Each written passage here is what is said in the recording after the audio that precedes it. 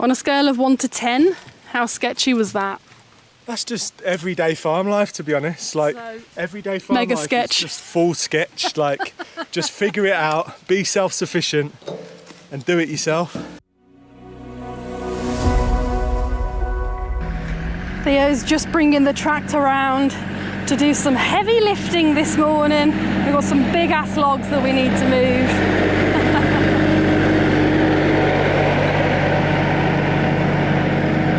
So these logs have pretty much been in place since Theo chopped them down a few weeks ago, and they're kind of in the way, so we're just going to move them to the side of the road now so we can easily get to the enclosure. I cannot tell you how excited I am to be back on the tractor today. I've been grafting every single day at the off-grid property, and this is one of the nicest times of the year to wake up super early and get on with some work here and not have to do the commute to the off-grid property is an absolute blessing. But I need to move all of these logs out the middle of the track because they're getting in the way. So before I jump on the tractor, I just want to show you guys the dam wall, which I'm standing on right now. It looks incredible. It is full of foxgloves. We've got the blue skies, which is complementing the green grass, and it really is a lovely thing to see. This was full of trees before, so it didn't really get any growth, but obviously I logged that recently because they were all burnt in the fire. And what we're doing is we're allowing this time to regrow, regenerate, and let the new trees just have a bit of time to establish themselves.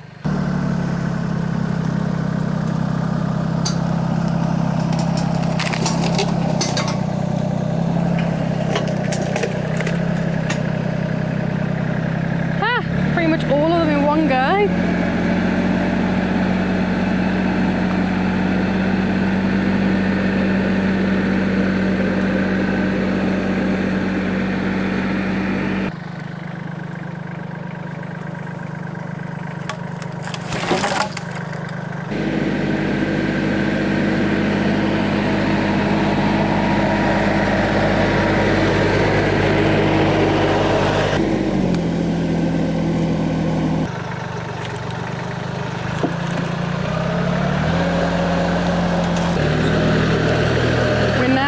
To move the grass cutter, brush hog, whatever you want to call it, out of the trailer. It's really heavy. It took 4 of us to get it in there, and it's just me and Theo today, so we're going to tie it to the front bucket and lift it out. Fingers crossed this goes as smoothly as we planned. Washing my feet in the high tide,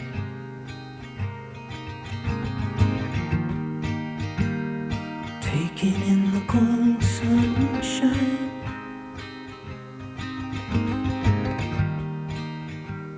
There's magic here on the coastline, and I know the sun won't go to bed yet, not till the moon tucks away the tide. On a scale of 1 to 10, how sketchy was that? That's just everyday farm life, to be honest. Like, So, everyday farm mega life sketch. is just full sketch. Like, just figure it out, be self-sufficient and do it yourself. And everything is done that we needed to. So now we just need to fix this to the back of the tractor and Theo can get cutting. His absolute favourite tractor activity. He loves it.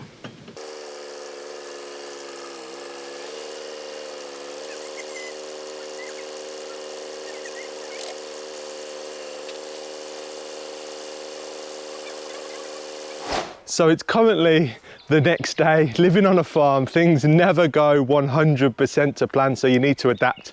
That is what I had to do yesterday. I broke 2 shear pins on my brush hog, which was very frustrating because I didn't have any spares. I've never broke a shear pin in my life, and yesterday I managed to break 2, which is very interesting. But anyway, we live quite remotely. There's not a lot of stores around where you can get that type of thing. So it was a good 1.5 hour round trip to go and pick up some new and spare shear pins. So I am always prepared. So what I'm going to do now is I've got the air compressor and all I'm going to do is just clean out the radiator, because when the grass is really long, the radiator gets full of rubbish. There is a screen to protect it, but obviously the radiator is drawing everything in. So I'm gonna clean it out and then get mowing again, but it's looking so good. I didn't manage to film any yesterday because I was essentially mowing in the dark, but this morning it looks incredible.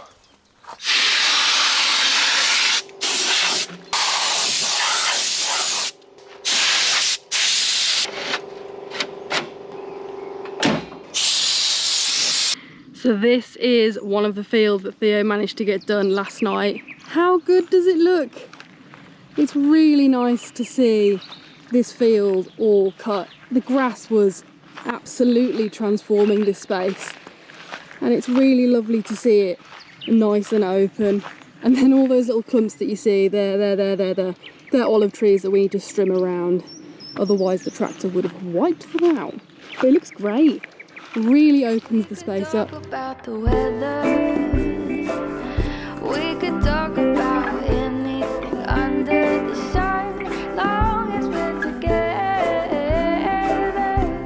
Darling, I know I'm not the only one, so I just wanna hear your voice.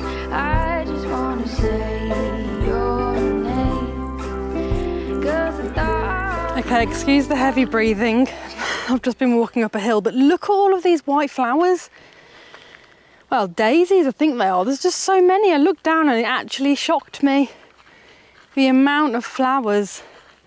It's an actual carpet of daisies. Unbelievably stunning. I'm really excited. I've just walked up into the forest with a brand new Reolink Go Ranger PT wildlife cam. I'm super excited to set it up. Where I'm walking right now is an area that I've been meaning to set something up to capture the wildlife that comes through the forest, because every time I come through, and literally right now when I look down, there is scat from an animal. I don't know what it is. It's got cherry pips in it. So it's clearly a fruit-eating animal, but it poos absolutely everywhere. And along this path where I am right now, right by the wildlife pond, there's loads of poo. So I'm gonna set up this wildlife camera right here and see if we can figure out who it is that's eating the cherries and pooing absolutely everywhere. Right here is some scat in the little highlighted bit, and it's been walking to the wildlife pond, which is just down there and also up there. So I'm going to set up a camera on one of the trees. There's a lot to choose from, and I'm hoping we can capture this mystery animal. So this right here is the Reolink Go Ranger PT wildlife camera. It's absolutely amazing and ready for action. It's already got its camo gear on. It blends right in. You can fix it to a tree or a post or wherever you want to put it, and you won't even know it's there because it blends in amazingly. That's super helpful as well, because it will mean that the animals that go past won't be startled. We've in the past put other cameras down that have been bright white, and the animals have noticed them immediately and been like, oh my gosh, what is that? Ooh. Underneath here, this is where the memory card goes, and it comes with a 32 gig memory card, which is brilliant, and also a SIM card can go in there. Now this is amazing. It means that you don't have to go all the way back to the camera to see if you've actually captured anything. Being able to access this camera remotely means that you can go onto the app and log in. You can watch it live, see what's going on right now. You can use the pan and tilt, so you can turn the camera and see exactly what is going on at the moment. And also you can access the playback features, so anything that's been captured, any photos or videos, you can see them right there in the app and download them directly to your phone if you want, which is really cool. And then also there's a solar panel, which is also camouflage. This is really cool because it will not stick out, it'll blend in with the surroundings. And it has a solar panel because it means that it can stay charged 24/7, as long as it's got daylight, obviously, because it's solar. So you don't have to worry about having loads of batteries running out really fast, because sometimes if a camera is being triggered repeatedly, maybe there's a leaf or something that keeps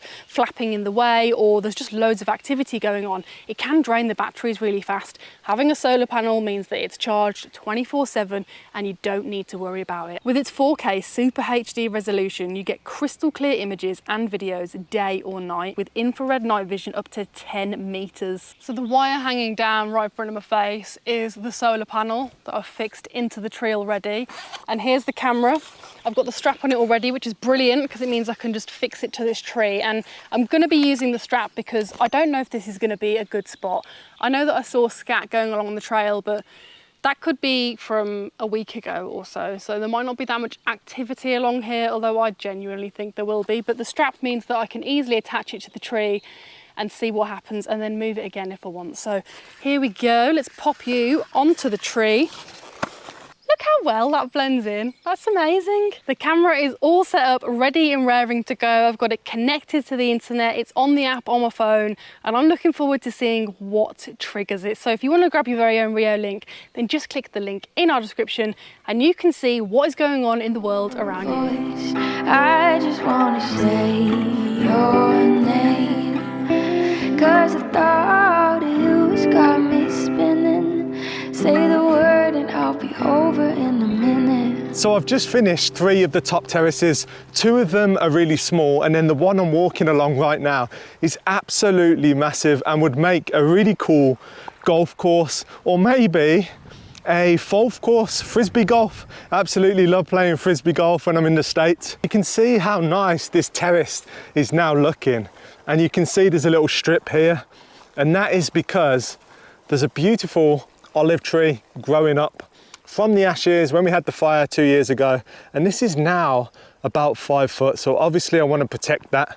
Another area that I want to protect is all of the insects, the pollinators that love all of these flowers. So what I'm doing is I'm leaving big strips. I'm not cutting everything. There's plenty of room for all of the insects to thrive. And you can see all of these trees growing up here. I also want to protect them and not cut them down. There's bits of broom in there that you do want to get rid of, so I'll come back with the strimmer because you can't see it, but there's a big ditch there and I can't drive the tractor there. But I managed to get rid of all of the broom that had grown up on here, and that is why you have to keep mowing, keep that broom down, and it's definitely a lot safer and also looks a lot nicer. I mean, just look at this field now. I can't remember if we told you guys or not, but the other week I brought the Caravan over from the off-grid property, and it's actually really exciting because now we have another place for people to stay, maybe some volunteers, family and friends if we don't want them in the house. If you're in the Caravan, you know there's a problem. It just never gets old walking the trails at Miracle Mountain. Where I'm heading right now is I just wanted to show you guys an idea of where I think that the Caravan could fit really nicely. There's beautiful views from there. There's little olive trees growing up. It's a beautiful location, and it's not actually that far away from where the Caravan's parked up. So it won't be that hard to actually move it. But I'm thinking just here on this tiny little terrace. What do you guys think? This would be your view as you step out the front door and out of all of the windows. I think it's really nice with views down through the valley and up into the mountains. Now, before it gets too warm, I wanted to take the goats for a walk, and there's something I need to show you in the forest. I found it the other day and it absolutely blew me away because it's something that's been there for ages, and I've walked past it so many times and had no idea it was even there. I bet you can't even guess what it is. In fact, there's no way you will. So I can't wait to show you. The trail we're going to go today is along up. So we're going to go up the Broken Nut and then cross onto the Witch's Armpit, past the Mermaid's Purse, because the thing I want to show you is just by the witch's house. I don't know if we've got Furrnando tour guiding us today, but he is actually the one who showed me this place last year before I knew what it was. So I'm excited to go and see it again. Here he is, he's just made it in time. He said he woke up late, got out of bed, missed his alarm, but he's here for the guide. Vorig, you're going to knock off a star for you, mate, because you're late and we've had to start the trail without you. Come on, girls, there's lots to eat along the way. What was that? Okay, this way you're saying. Let's go then. Come on, Goatles. Come on, girlies. Margot, you know the haste. Sky! We're currently at stop number 1 along the Broken Nut. It's right at the bottom. I tried to say bottom and beginning. It's right at the beginning and the bottom is quite steep. So we've stopped because the goats need a rest, not me. I'm not out of breath and I am at peak fitness. The goats needed a minute. And it's also good for them to graze because there's lots of wildflowers and shoots of plants. So it's perfect for them, but we've still got a long way to go and it's already heating up. It's about 10:30 in the morning and it's 27 degrees Celsius. So it feels like the summer's just turned on. And we're not even at the hottest part of the summer yet, but my body's just kind of like, whoa, it's warm. We're in Portugal, but this happens every year. So it's nice, it's warm, it's sunny, but the day's work are gonna have to start a lot earlier than normal. And that's hard with the goats because these girls don't like getting up early. It was hard enough getting them to come for a walk with me now. They were looking at me like, we're still kind of dozing, but they're enjoying it now. So that's all that matters.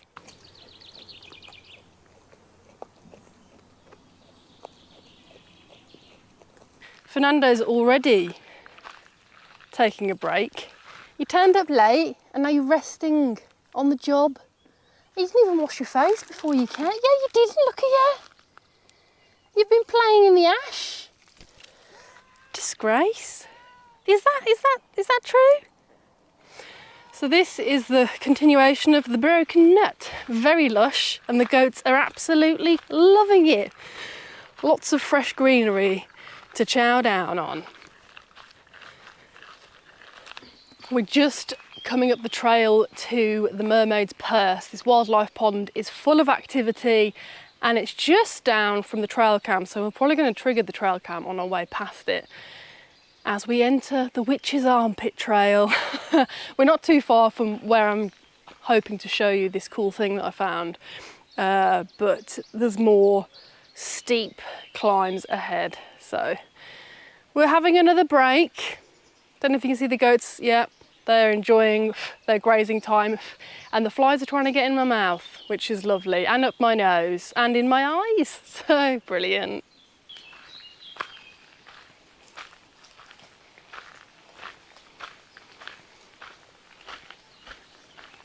It's safe to say the plants like the water source, and just here's a little trail where the animals must come in and have a drink. Oof. She's looking very luscious at the moment, but I do promise that under all that greenery there is a pond. And you can see down there in the corner where the animals have been drinking as well. Exciting.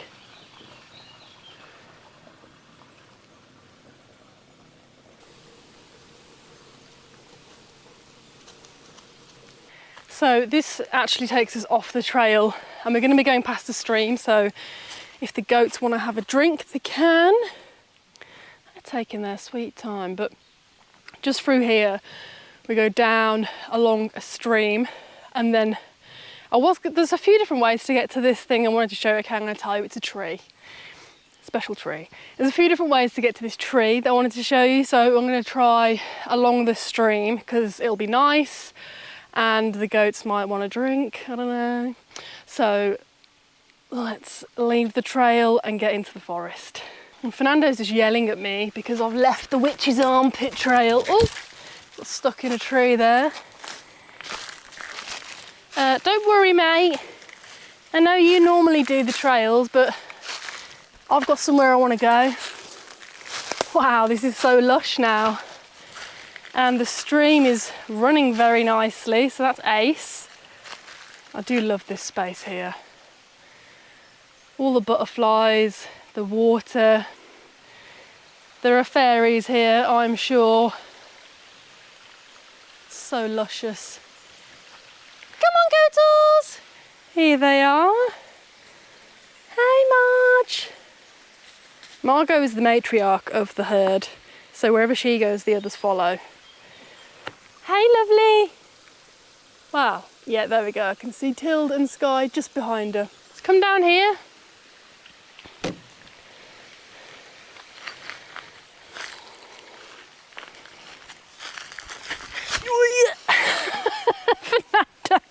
So disturbed.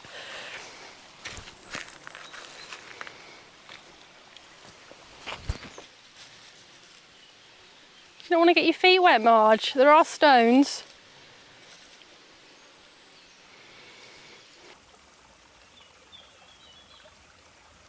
Okay, now for some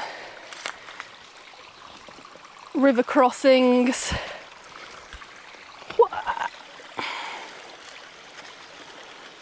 Wow, look at all the activity around here. There's loads of hoof prints. Trying to get up to that tree. And I've just realised this is a pretty steep bank, so I'm probably gonna have to go around. Come on, Gootles. You don't want to get your hooves wet, do you? You can cross on the stones, just like me. Oh my gosh, there's like a bazillion flies. It's absolutely mental.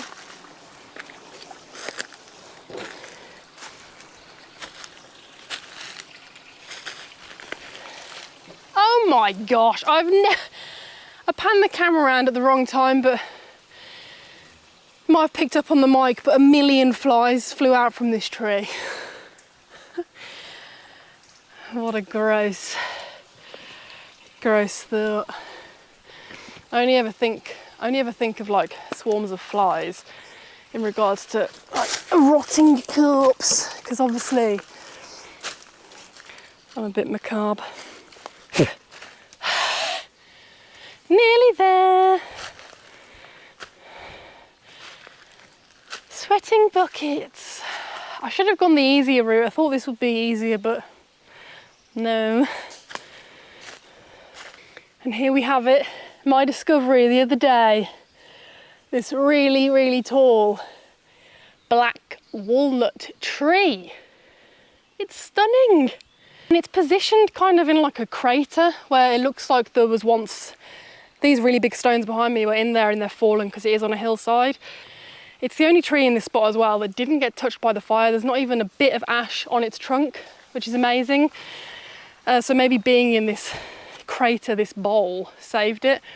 And I noticed it because I was walking through the other day and I found an empty walnut shell in the heart of the forest. I thought, that's so random. I know we have red squirrels here, so I know that it would have been possibly one of them that left it. So I prowled around until I spotted the leaves of a walnut tree and found it, and it's growing walnuts, so it's super exciting. I'm really excited about it. So something you never want to happen at the busiest time of year is for your tractor to break, but that is exactly what has happened. And I'm not gonna lie, this is kind of my worst nightmare.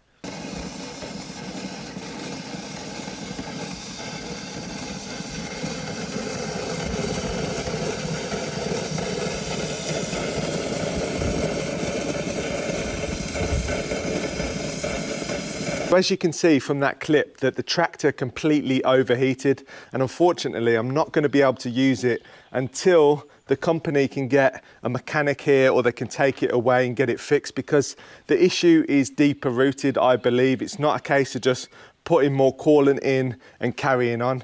I was blowing out the radiator constantly, making sure it was clear, because I noticed that it was getting warmer than normal. Last year I was cutting and using the tractor all throughout the summer in 35 degrees, much warmer than it was when I was using that yesterday, and it was completely fine.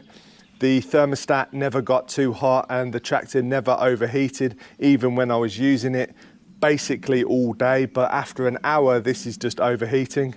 What I think the problem is basically I had a coolant leak about a month ago, and they came out and they fixed the problem, and I think there's been another problem within that has been caused. Maybe there's air in the coolant tank or something, I'm not sure. I'm not an expert in mechanical stuff, but there is a deeper problem because it's not getting to full RPMs, it is overheating, and unfortunately I can't use it. What another gorgeous day it is here at Miracle Mountain.